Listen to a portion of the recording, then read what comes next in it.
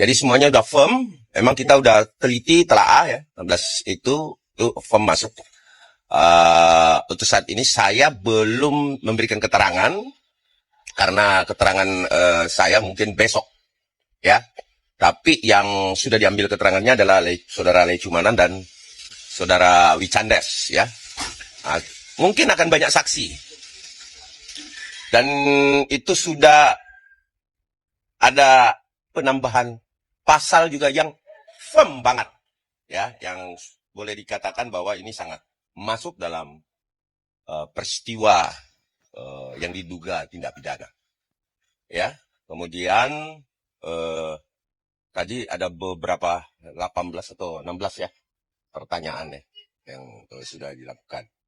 Nah, ini adalah babak saya bilang final untuk persoalan seperti ini agar bisa tidak terjadi lagi ya. Kita sama-sama bahu-membahu tanpa menjelekkan satu pihak manapun, apalagi dia adalah mantan presiden ya, yang notabene dia adalah putra terbaik bangsa ini ya, karena dipilih secara demokratis dan menang dalam pemilu ya. Tapi saya tidak masuk dari ranah politik, ini murni advokat public defender, hanya pada penegakan hukum, demokrasi hukumnya, bahwa perilaku yang tidak biasa harus segera ditindaklanjuti, apapun itu perilaku yang melanggar itu ya. Jadi saya kasih Pak Lecumanan mungkin bisa memberikan bocoran sedikit tentang pemeriksaan, tapi tidak merusak pemeriksaan ya, pertanyaannya nanti ya. Oke teman-teman, ada yang mau bertanya sama pelapor? Silakan monggo. Terkait 16 barang bukti itu apa saja Bang? Tadi ada 16 barang bukti. Ya, video, tangkapan layar, kemudian ada screenshot. Screenshot kayaknya kurang lebih ada 10.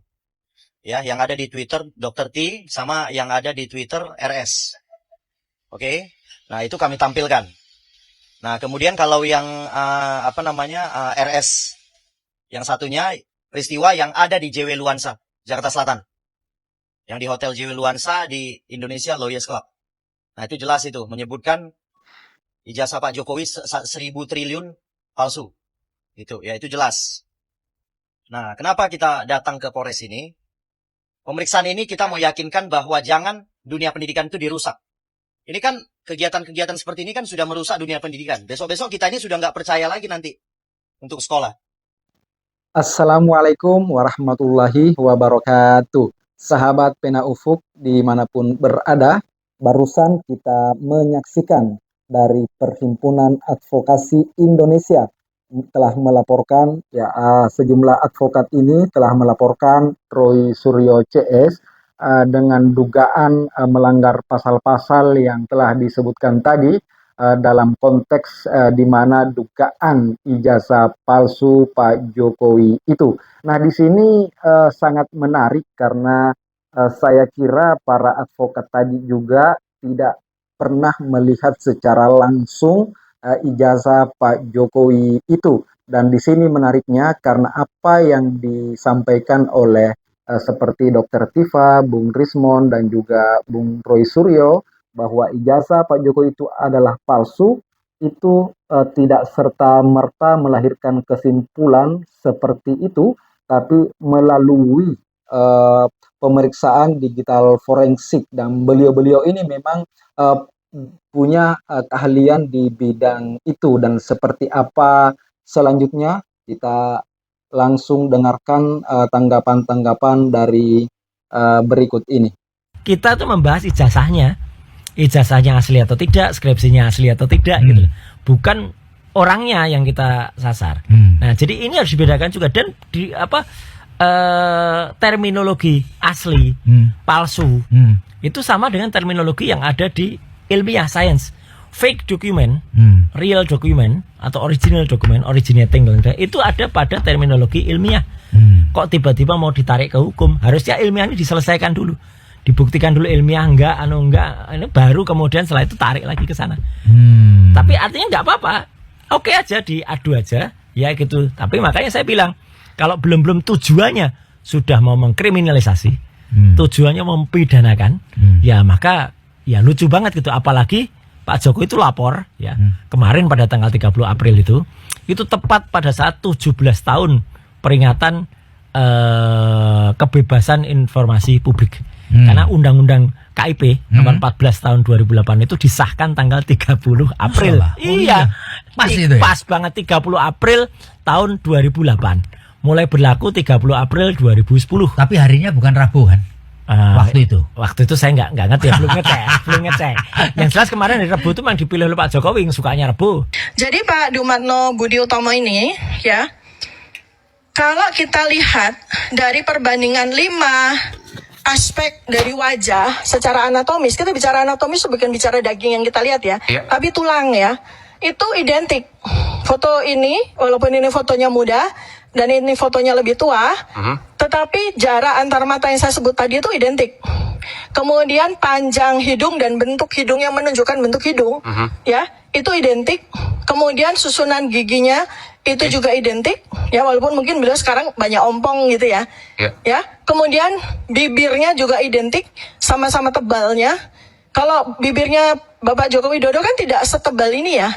Ya. Kemudian dari situ, dari struktur antara gigi dengan bibir dengan rahang, itu yang kemudian akan membentuk sebuah pattern atau pola orang tuh tersenyum atau orang itu tertawa, itu akan menjadikan wajah itu tercetak, ya, dan itu nggak akan bisa hilang. Tidak boleh disembunyikan.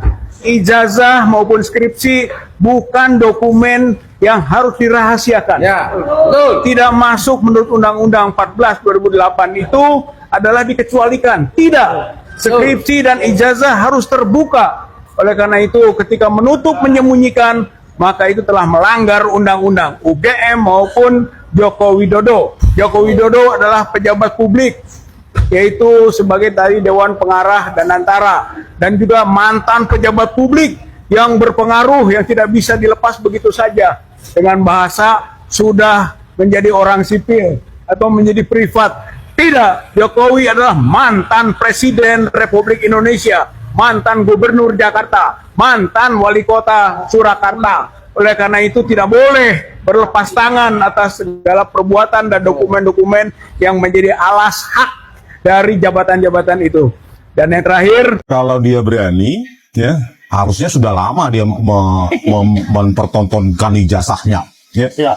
Karena ijazah itu sekali lagi saya bilang itu bukan aib, itu pencapaian akademik. Ya. Sekarang sampai repot-repot seperti ini kan dia sendiri yang membuat repot. Ya, membuat kegaduhan ya dia sendiri. Gitu. Ya. Masa Presiden 2 periode mempertontonkan ijazahnya saja tidak mau. Ya. Sebagai alumnus Gajah Mada ya harusnya bangga. Ya. Nama dari Gajah Mada, Mahapatih Gajah Mada. Itu kan harusnya bangga. Tidak ada satupun alumnus Gajah Mada yang malu-malu untuk menunjukkan ijazahnya. Ya itu. Itu perlu kita uji gitu loh.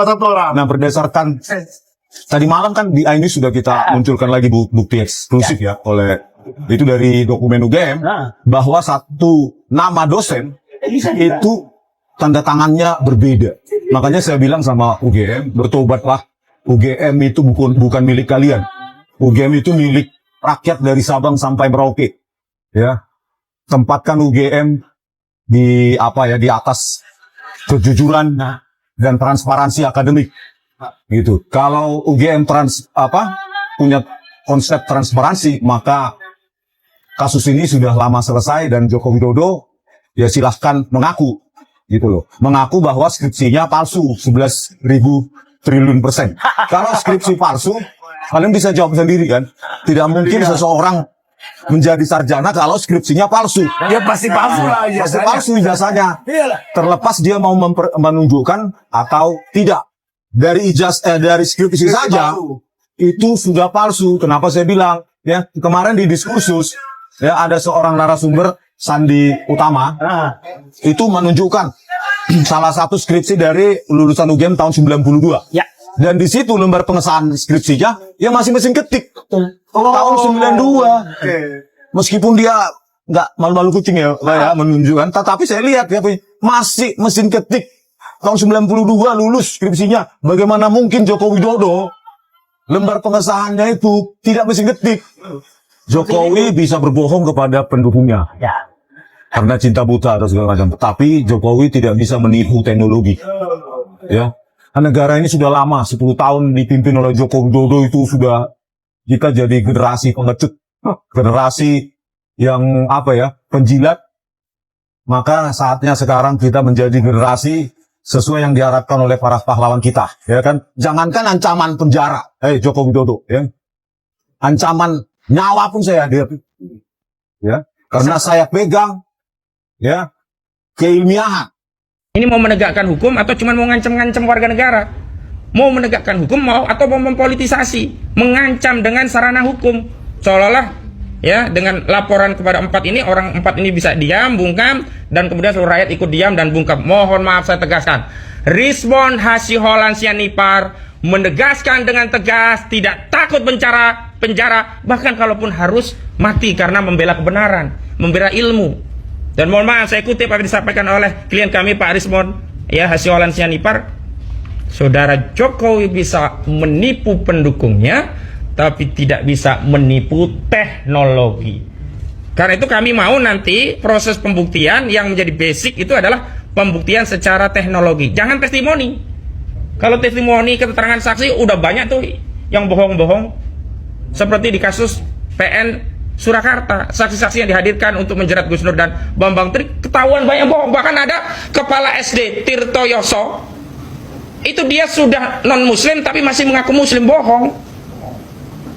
Kemudian ada juga yang menyatakan Jokowi itu pinter ya, ranking 1 terus. Ternyata enggak ranking 1 terus, bahkan mungkin bisa jadi enggak ranking 1. Ini kan bohong-bohong. Makanya basis daripada pembuktian kasus ijazah palsu ini adalah teknologi, bukan testimoni. Nah, yang kami khawatirkan adalah ini, penyidik ngikuti kemauan saudara Jokowi selaku pelapor. Kenapa? Penyidik memaksakan menyelundupkan pasal 32 Undang-Undang ITE yang tidak ada kaitannya dengan kasus ijazah palsu, semata-mata hanya dengan motif agar bisa menahan klien kami. Kenapa? Karena ancamannya 8 tahun. Ini nggak ada kaitannya dengan ijazah palsu nih. Saya bacakan ya, pasal 32 Undang-Undang ITE. Setiap orang dengan sengaja dan tanpa hak melawan hukum dengan cara apapun mengubah, menambah, mengurangi, melakukan transmisi, merusak, menghilangkan, memindahkan, menyembunyikan suatu informasi elektronik dan atau dokumen elektronik milik orang lain atau milik publik. Nggak ada kaitannya. Dr. Rizmon itu menganalisa font, bukan mengubah font. Dr. Rizmon itu menganalisa Ya, kasus dugaan ijazah palsu Pak Jokowi ini berlarut-larut telah diperbincangkan selama bertahun-tahun dan akhir-akhir ini kembali memuncak, memanas di berbagai media karena ini setelah Pak Jokowi melapor ke polisi dan juga ditambah seperti Perhimpunan Advokasi Indonesia tadi yang mereka menduga bahwa apa yang Dr. Tifa, Bung Roy Suryo dan juga Bung Rizmon dan lain-lain yang mereka tuduhkan terkait dengan ijazah Pak Jokowi itu adalah palsu, telah melanggar sejumlah pasal-pasal seperti yang telah disebutkan.